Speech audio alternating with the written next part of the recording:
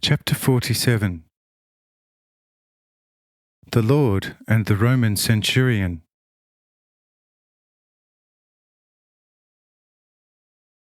The two were happy with this advice, and Ebal came and invited me and my disciples to lunch, which he had organized in an abundant manner. No strange guest was allowed to partake of same other than his family. This galled the several Pharisees, of course, for they were bent upon being the first everywhere and receive accolades from all sides.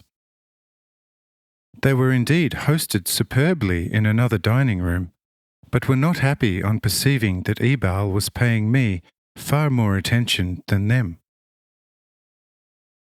They actually asked an attendant after the meal whether the host had not considered them worthy of dining at his table. But the attendant cleverly replied, "Due to the many sick, the Lord had a few things to discuss with the miracle physician, and hence sought him out in private." Say the Pharisees and scribes, "Are you unaware of the fact that in any house where we have stopped off, all secrets must be disclosed to us, for it is us who purify you when you have polluted yourselves, and also heal you when plagued by grave illness?" Says the attendant, "If you are such harbingers of blessings, why are you not able to help yourselves? Had not the Nazarene miracle healer been, as it were, blown here by the wind, then your intense rheumatic pains would in no way left you. You have only his miraculous power to thank for now sitting in this dining room completely healed. He who is capable of such really is owed distinction over you." To this convincing retort by the attendant, the Pharisees and scribes say not another word, and purport contentment, not heartfelt, but by sheer necessity. Towards evening, some 100 people plagued by all kinds of sicknesses arrive from the city's dwelling places and its surrounds, asking me to make them well. And I go out among them, making them all well by the mere word. The healed, however, all praise God for giving man such power, going home cheerfully and of sound health.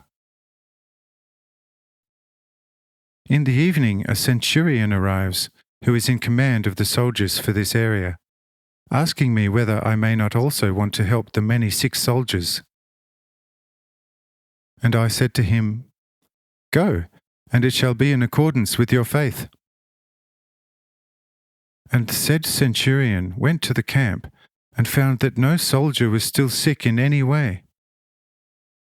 He returned to me with cheer, wanting to reward me with gold and silver.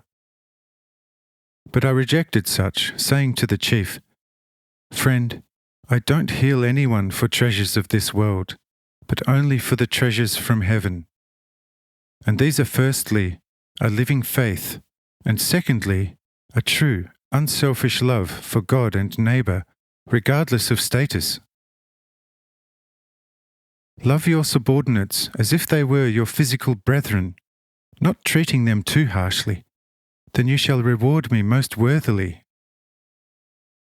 The gold and silver which you intended giving me, however, give to Ebal, because his inn costs him a lot, and it is good that it should be maintained.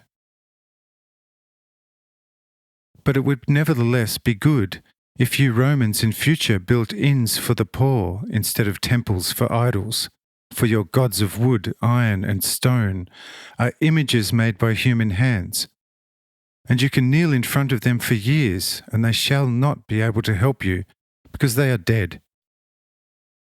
But if you look after the many poor, the sick, the festering, the cripples, lame, blind, and deaf, in properly equipped guest houses, attempting to find healing for the sick, then the one true, living God shall regard your good works, blessing you manifold. Your dead gods, however, shall neither bless you for the good nor punish you for evil.